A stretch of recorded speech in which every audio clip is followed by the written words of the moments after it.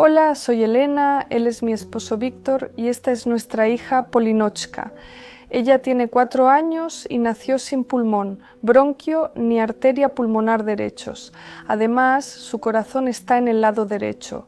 Todo el lado derecho de su sistema respiratorio está ausente. Esta patología también conlleva otras complicaciones, así que ella también tiene problemas con las vértebras. Es un trastorno de segmentación de las vértebras en la zona torácica. El corazón está a la derecha porque ese lado estaba vacío. El médico dijo que el cuerpo no tolera vacíos, así que el corazón ocupó ese espacio y ya no está en su lugar habitual. Estenosis traqueal por el arco aórtico, es decir, en nuestro caso el arco aórtico comprime la tráquea. Existe, pero por ahora no vemos ningún efecto negativo.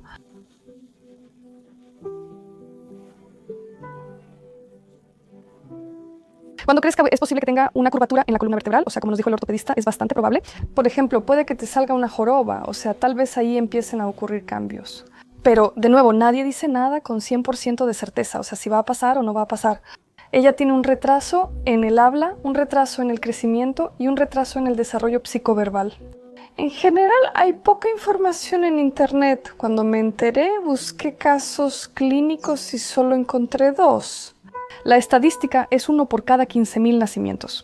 El 50% no sobrevive al primer año. Pero si la ves, pues ¿dónde está la discapacidad? No se nota, es una niña normal. Pero si ves la radiografía, aunque no sepas nada del tema, ahí se nota que algo no está bien.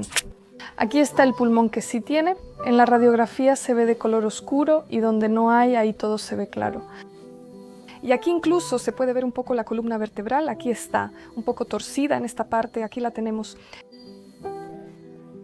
Tenemos un hijo mayor, un niño, tiene 10 años.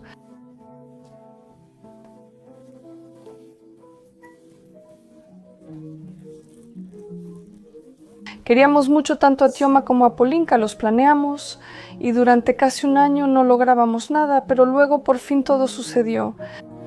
Fuimos a nadar y de repente recibí un mensaje así. ¿Qué mensaje? Bueno, ¿y cómo va el embarazo? No, comimos en ese centro comercial, ¿recuerdas? ¿El segundo embarazo? Bueno, cuando te dije que yo también. No, yo iba a nadar, discutimos y luego me escribiste. No, lo recuerdo todo. Tú me escribiste que estabas embarazada. Eso es lo que no recuerdas. Probablemente fue el primer embarazo. ¿Y te molesté tanto que ya no ibas a ir a nadar? Bueno, el embarazo fue relativamente bien, al menos la primera mitad. Antes de que nos enteráramos, no había ninguna señal de que algo estuviera mal. A las 16 semanas. En nuestros laboratorios, el análisis PRISCO detecta enfermedades genéticas. Actualmente es muy recomendable y casi todos lo realizan. Este análisis determina los riesgos de síndrome de Down y también de síndrome de Patau y otras patologías cromosómicas. Y en mi análisis, el riesgo de síndrome de Down era de 1 en 110, pero eso se considera alto. La genetista del centro perinatal, ella nos aconsejó realizar el procedimiento. Cuando perforan la bolsa amniótica, extraen líquido y ahí ya determinan con certeza si hay o no alguna patología cromosómica. Antes del procedimiento es obligatorio un ultrasonido. Fue ahí donde nosotros, ñam. En ese ultrasonido la doctora observa y repite constantemente una palabra, dextrocardia. Me dieron la conclusión en un papel después del ultrasonido, pero a mí personalmente no me dijeron nada sobre qué era eso. Yo veo y luego está escrito, dextrocardia con signo de interrogación. Yo le pregunto a la ginecóloga endocrinóloga que me estaba atendiendo, aquí escribieron dextrocardia con signo de interrogación, ¿eso qué es? Bueno, eso es cuando el corazón está a la derecha. Bueno, aquí todavía el tiempo de embarazo era de 16 a 17 semanas, o sea, todavía era poco tiempo, aquí no es algo seguro. O sea, como que se lo tomaron a la ligera. Una semana después llegó el análisis. Tenemos 46 cromosomas X, es decir, un cariotipo femenino normal, sin ningún síndrome. Y yo así de Dios, ¡qué alegría! Papá, tenemos una niña sana, así le dije, una niña sana. Y supimos el sexo de inmediato. Pero con esta dextrocardia, así fue, ¿saben? Como que se me quedó grabado que yo tenía que averiguar todo de todas formas. Así fue. A las 20 semanas fui sola a hacerme un ultrasonido por decisión propia. En el anterior mencionaron dextrocardia. Exacto, aquí el corazón está a la derecha, aún debes ir a Kiev. Llegamos cuando tenía 20, a un día de cumplir 23 semanas, o sea, ya era bastante avanzado. Mira así por mucho, mucho tiempo. Tengo la impresión de que está buscando algo, pero no puede encontrarlo. Su hijo solo tiene un pulmón. Aquí no veo ni el bronquio ni el pulmón, no hay nada. Y el papá dice, ¿cómo que no hay? O sea, él no podía imaginar que en realidad nosotros somos una familia normal, ya sabe, no tomamos, no usamos nada. Imaginar que falta un órgano es como algo de una exposición de rarezas. Yo, bueno, solo lo escucho, ya no pregunto nada, ya tengo un nudo en la garganta, ya siento que simplemente mi mundo se vino abajo. Salimos y me derrumbó sobre mi esposo llorando junto a la puerta. En ese momento me pareció que todo se había acabado.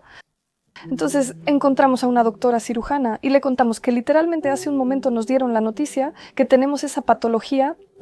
¿Cómo es esto? ¿Ha visto usted a niños así? ¿Qué pasa con ellos? ¿Qué perspectiva tienen estos niños? El ultrasonido debe repetirse a las 32 semanas, ya que pueden surgir más patologías, pueden ver el estómago, intestinos o, como en nuestro caso, la columna. Aún pueden hallar algo más. Se puede vivir, pero depende del caso. El primer año de vida es crucial porque puede haber enfermedades graves y ahí, como se describe en los casos clínicos, hay neumonía purulenta. El niño puede, claro, no superarlo, pero en principio un solo pulmón. Por lo general se agranda de manera compensatoria y sabe, como en los nadadores o en los cantantes, se vuelve más grande y en general cumplirá su función. Es posible vivir y desarrollarse. Hay personas que llegaban a la vejez y en general todo estaba bien. En Kiev, digamos que eran más optimistas. Cuando llegamos a Zhytomyr nos dijeron de inmediato, van a interrumpir el embarazo, así nos dijeron, su hijo morirá de neumonía. Yo llegué y me aferré a esa oportunidad, ya que los doctores ahí no tenían experiencia con estos niños. Y en cualquier maternidad, la mortalidad infantil ocurre incluso si el bebé muere al nacer, por ejemplo, por un pulmón que no funciona. Bueno, ¿sabe cómo es? Para el país, las personas con discapacidad no son necesarias. Si ves que el niño pues es así, no se sabe su destino, ellos intentan actuar de inmediato. Eliminarlo. En estos casos, la verdad, no me considero una aventurera. O sea, creo que hay que pensar en la familia, en el esposo, en los hijos mayores. Si, por ejemplo, entiendes con certeza que tu hijo va a ser una persona con una discapacidad severa, sabes exactamente que no habrá nada bueno, ninguna perspectiva, y cómo todo eso afectará después a la familia. Eso también hay que pensarlo, entonces un poco mirar hacia adelante. Es cierto, pero cuando te sucede entiendes que ya tienes muchos meses, que es un bebé, lo sientes y se mueve mucho. Bueno, de todos modos, firmé los papeles de que estoy de acuerdo con la interrupción. Usted se va ahora mismo, ¿no? Porque ya está en una etapa límite, o sea, no puede esperar, no tiene tiempo. Esto ya es prácticamente un parto inducido, te ponen un suero o una pastilla, empiezan las contracciones y básicamente das a luz al bebé y pues ya. ¿Qué ocurre luego con ellos? Me da miedo pensarlo. Todos los doctores deben estar presentes. Son días festivos, probablemente vengan en 2 días. Está bien, vengan desde el lunes. Nos fuimos y ya no volvimos. Recuerdo que el domingo le llamé a esta doctora de Okmadit y le dije, aquí nos dicen que hay que interrumpir el embarazo, que no hay ninguna otra opción. Ellos tienen más experiencia, como ya dije, han visto a estos niños y entienden qué perspectivas tienen. Aún así yo les hacía más caso a ellos. Mi esposo y yo decidimos seguir hasta el final. Hay oportunidades y debemos aprovecharlas. El niño es muy deseado. Cuando estaba en el hospital de maternidad, esa doctora venía a verme y me contaba historias. Parecía que me preparaba para aceptar que mi bebé nacería enfermo. Y esa era mi situación, mi historia. Me programaron una cesárea para las 38 semanas. Y veo que al principio ella estaba como grisecita, pero luego empieza a ponerse rosadita, entonces entiendo que está empezando a respirar. Ella estaba en la incubadora y yo en mi sala de reanimación. El primer día le hicieron una radiografía inmediata.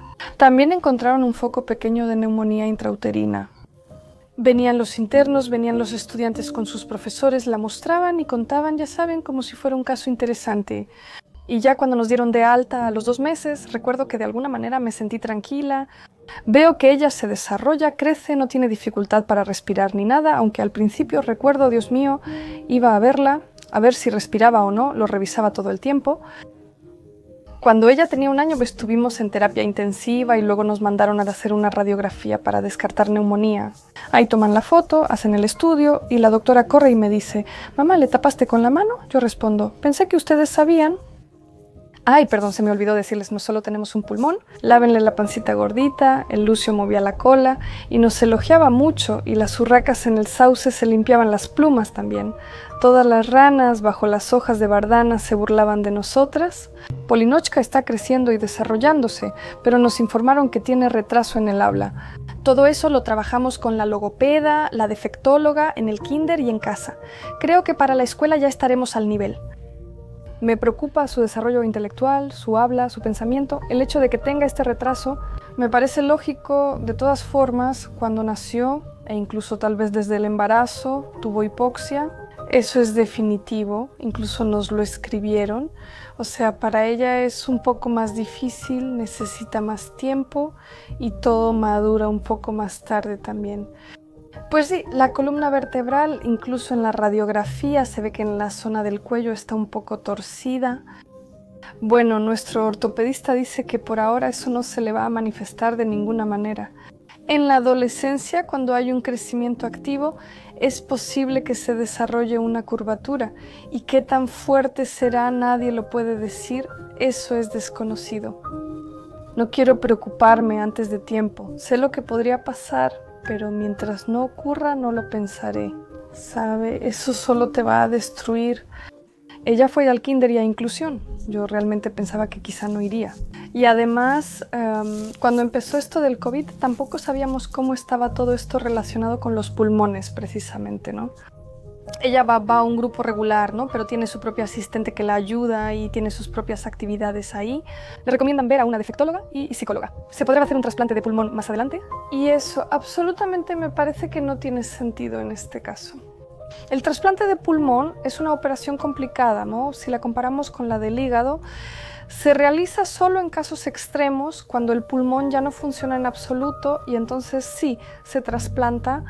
También a adultos les pueden quitar un pulmón por oncología o tuberculosis. Sé que es posible.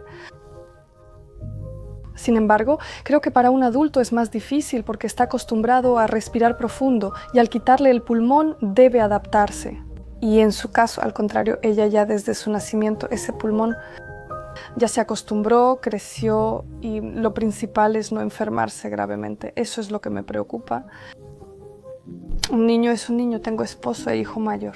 Ellos también deben recibir su atención, por eso trato de ser tanto mamá como esposa. Así es como la veo en general. Bueno, bien hecho, Polia, bien hecho, no decepcionaste a tu mamá.